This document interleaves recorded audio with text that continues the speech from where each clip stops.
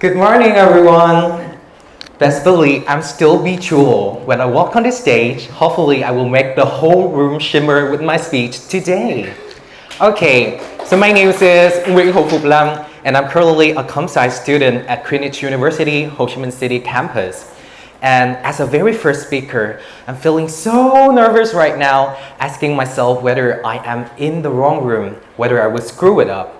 Actually, it's just a fun way to start my speech today with the questions. Am I in the wrong room? Have you ever asked yourself the very same questions as mine? When and where? Of course, I'm not referring to the physical room that you mistakenly enter and you're just like, oh my god, this is not the room I'm looking for, sorry. Yes, not that kind of room, but the room I'm referring to is, for example, your class at your high school or your university. It's the high school and the university that you apply for and fought with other students through the entrance exams to get into. If you look a little bit further into the future, it is the company that you choose to work for. You probably get what I mean by the room. It's the environment, the study environment, the working environment. As you know, one of the most important factors that make an environment different from a room is the people that coexist with you, that interact with you in that room. So to answer whether you are in the wrong room or not, you first need to know what is the right room and what is the wrong one. So there's a popular saying that goes, if you're the best one in the room, you are in the wrong room. So how many of you here agree with this statement? Please raise your hand. Okay, so if I have to answer these questions based on my personal experience, I would answer, yes, I do agree with this statement, but just to some extent. What's wrong with this statement? Let's find out together later, but let me tell you this. If I have always been in the right rooms for all my life, I wouldn't be here today on the TEDx stage. So okay, before you can even ask yourself that questions, you need to be in the room first, right? And to be in the room, you need to step into the room that you want. So I still remember vividly the moment I was applying for a high school. And for your information, I came from a very normal secondary school in Ho Chi Minh City, where the majority of students didn't have the slightest idea of applying for a gifted high school. So me, a normal student in a class, put in Trường Đại Nghĩa High School for the gifted first in my wish list. Everyone was so shocked with my decisions, and even my home teacher came and told me that, hey, you could never make it.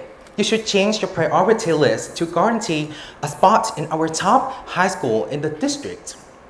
And so in such situations, do you have that courage to take risks just to stand a little chance of getting to the room that you want? Actually, I didn't have that courage, but somehow I still stick with it with a hope that a miracle will happen. And you know what? A real miracle happened. I got to that prestigious high school with the minimum score for the English majors classes. The minimum score of 36. Yay! I'm now in the right room that I have always wanted. I'm now surrounded by outstanding individuals coming from all over the cities, even from other provinces. So I'm supposed to learn from them, improve myself every day, and become better and better offering. My answer is yes, it's totally true. After 3 years of studying with them, I've learned lots of lessons, and one of the most important lessons I learned from them is that to take responsibility of my life, to be ambitious, and to aim higher for my future. I started to cram for international standardized exams like the SAT, like how they did to pursue their American dreams. I learned how to organize events, how to design attending clubs activities, like how they did to enrich their extracurricular profile. Wait a minute. Did you notice something's kind of wrong here? I learned SAT because they did so to pursue their American dream. But did I want to go to the America to study anyway?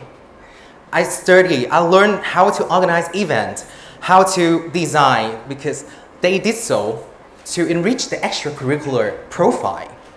But was that my priority at that time? Although I learned and grew from that, I was also lost. I didn't really know what I really want, and I just indiscriminately copy what they were doing. Okay, let me tell you another story. My class is a class full of leaders. They are leaders of school clubs, non-profit organizations, non-governmental organizations. And being a part of that class, I could not just sit back and do nothing. So with the passions for fashions, it's giving, right? I founded Ethicia, a modeling club for high school students in 2019. And guess what? I failed pathetically. There were many reasons behind my failure. Maybe I'm not that passionate about fashions.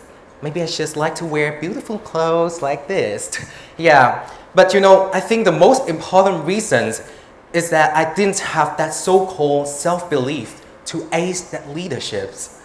And when a leader didn't even believe in himself, how can his member believe in him and believe in what they were doing?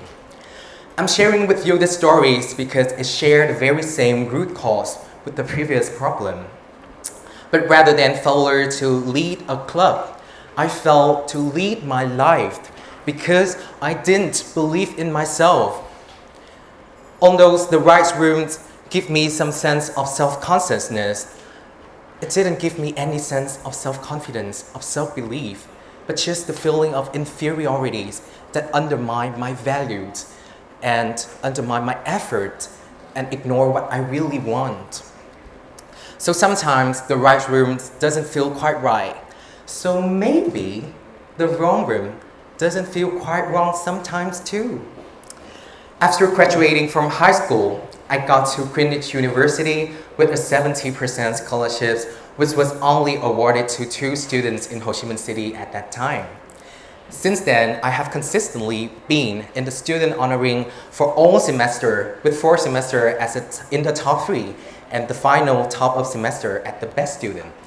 So according to that statement, I'm probably in the wrong room right now? No, definitely not. Honestly, these achievements have instilled in me a real sense of self-confidence that the right rooms could never do. And it's simply because when you are in the right rooms, it's really hard for you to get any recognitions. And after a long time of no recognitions, you tend to think that you are of no worth. And self-confidence is not just a work of mind. You can just not persuade yourself to believe in you without any proper evidence.